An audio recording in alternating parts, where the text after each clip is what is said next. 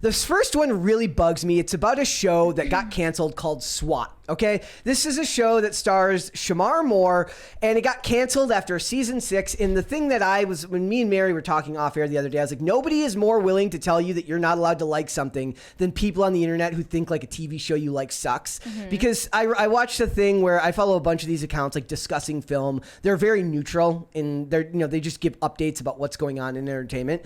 And I like the comments. It was like everyone came out of the woodwork to be like, nobody cares. Your grandpa's gonna miss the show and no one else. And it's all just people being dicks to people about like stuff they like because it's a boomer show on CBS. You're the grandpa. I'm the grandpa. I mean, I don't watch this show, but I love Shemar Moore in Criminal Minds. But the point is like, okay, so it gets canceled before season 7, and then the outcry for it to come back is so great that they bring it back within a day.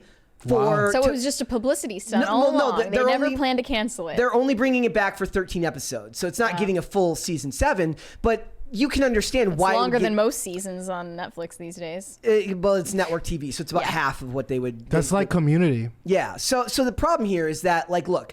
Okay, so they cancel it likely because of the writer's strike. Like a lot of things that might have gotten renewed or would be on the edge right now of like maybe it'll get renewed, maybe it'll come back. They're just axing because of the writer's strike. In this case, they axe it and then the outcry is public and they bring it back. But it was what bugged me and what made me sad was Shemar Moore's take on this is he brought race and diversity into it. And he is in the past, at least as far as I remember back in the day, he never went there because because it wasn't trendy. It wasn't. Well, and he's mixed race. His dad, I believe, is black and his mom is white, or the other way around, right? So it's like it never seemed like it was that important of a thing to him. And to see him then use it what he says is he goes, "SWAT got canceled. It makes no sense. Look up the articles. Read the articles. We're the best show on Friday nights at 8 p.m. for CBS."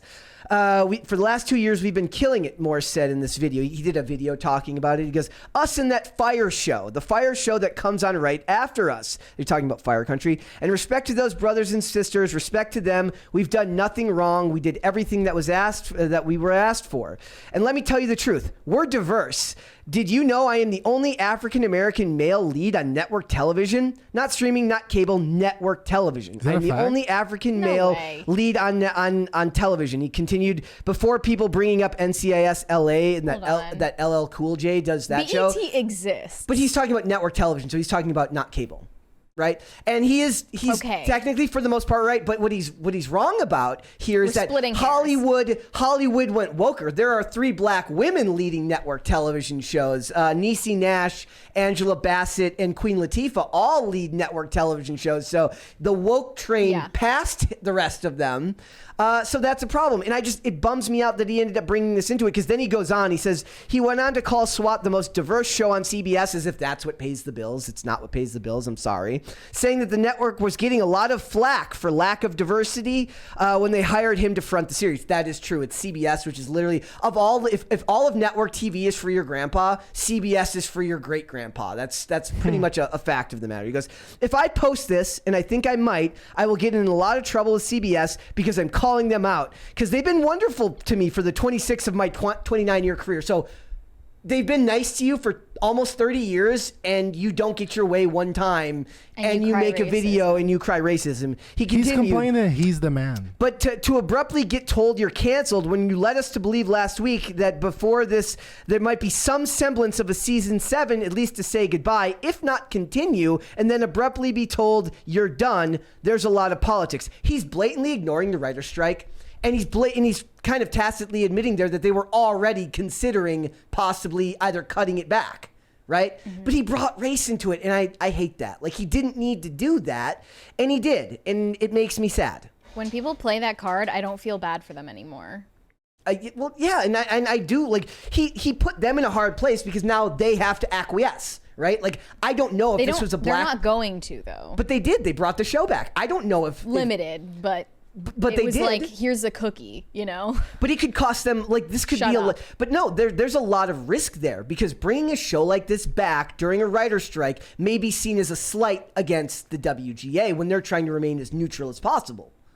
right? Like, if anything, they would be happy that this is happening because they want to see. So do you want woke points for racial diversity, or do you want woke points for siding with a union? Yeah, you can't win. It's all forms of wokeness, and you lose either way. It's a shame because he plays like a very wholesome American protagonist. Yeah, you know he is. What I mean?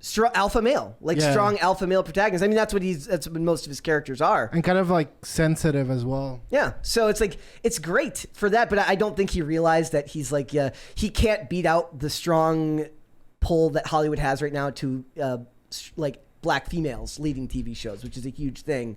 And a lot of them are getting left in the dust. So he wasn't woke enough for them. So he used another card in the woke race card to try and get points on his side.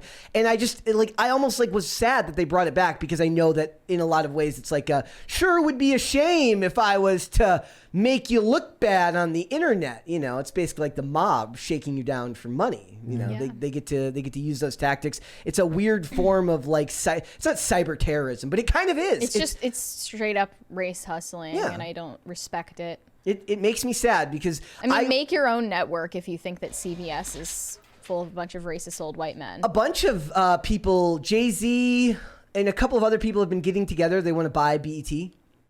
Okay. Yeah, I was just reading that just recently. Does BET have a parent company? I don't know. Viacom. And it's owned by because there was a great meme. It's just the owners of BET. It's just a family of white people, Yeah. But then the guy, I think, who's the other one in charge? There was another guy who's in charge of BET. I remember him doing an interview where he said Trump wasn't that awful or something like that, and people were shocked because it was the guy, the head of BET at the time, who was a black man, was Trump's not that awful, and people were shocked by it. I don't think they should be, but on Twitter there was a list that was circulating. There was the 50 worst white guys in history. Yeah. Who was on it? Ron DeSantis, Trump, then a bunch of... How can you even put Ron... He hasn't been around long enough to make enough decisions to get him on that list. Dude, he's 49. Was Mussolini on that list? If Mussolini was... I think Hitler was one. He was Italian. That doesn't count. Doesn't count? Wait, that doesn't count? I'm kidding. Italian doesn't count now? He was spicy white. Yeah, was he from the southern part of Italy or and not? Trump was 14. Who was number one? Hitler, yeah, of course. Who's number two? Do you remember who number two was? Nah. I need to know who number two was. You just know it was not any... It was a bunch of Republicans and then historical figures. Communists might have been at 50 if at all on the list at all. They weren't on the list at all. Yeah. Doubt it. It makes me sad because I see somebody like this who, and these are the ones I have the hardest time with. If this is some actor I've never heard of before, it doesn't bother me. I get the tactic. I think it's crappy and slimy, but then you see it for somebody who made it through, like you said, 30 years of a career, almost 30 years of a career without having to negotiate these types of tactics, and to see them fall into it is a shame. It's because wherever the public discourse goes, wherever the Overton window goes, they're going to follow. It's not because he had so much integrity in the first place that he didn't race hustle. I wonder he's just a vessel for wherever the discourse takes him. Or I wonder whatever is gonna, be profitable. I keep thinking that a lot of these, it's not the actors themselves, but their PR people and their lawyers being listen, there's historical precedent for pulling one of these stunts and getting your way. That's even worse. That means he just acquiesces to what they ask him to do, even if he doesn't agree with it. I mean, wouldn't you follow your legal counsel? I'm never going to be important enough to have legal counsel, so it's not going to be a problem. But I mean, theoretically is what I'm saying. Management, not legal counsel, but management. Yeah. No, but I bet he's consulted by he's definitely wealthy and famous enough to have legal counsel, and I bet they're like, hey, baby, if you want a raise, just say it's racist. Well, the day that they kick me off of PCC, I'm pulling the race card with the fact that I'm Slavic, and that technically makes me a person of color. And then I pull out my 23andMe and it has Russian in it. No! Boom. We're gonna substitute you both with Monique. We're just gonna clone Monique. We could do that. Okay. We're gonna have two Moniques. So how about we have Monique and Missy Elliott?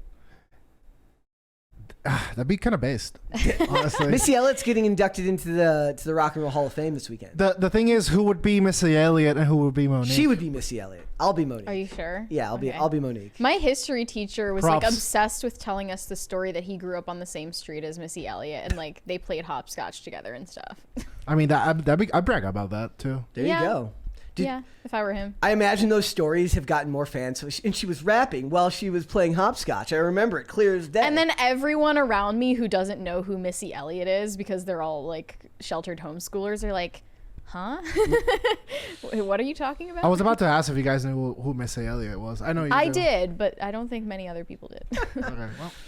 Thanks for watching. Listen to full episodes of Pop Culture Crisis on Spotify. Keep up with us on social media and make sure you subscribe and ring that bell so you never miss the show. Bye, guys.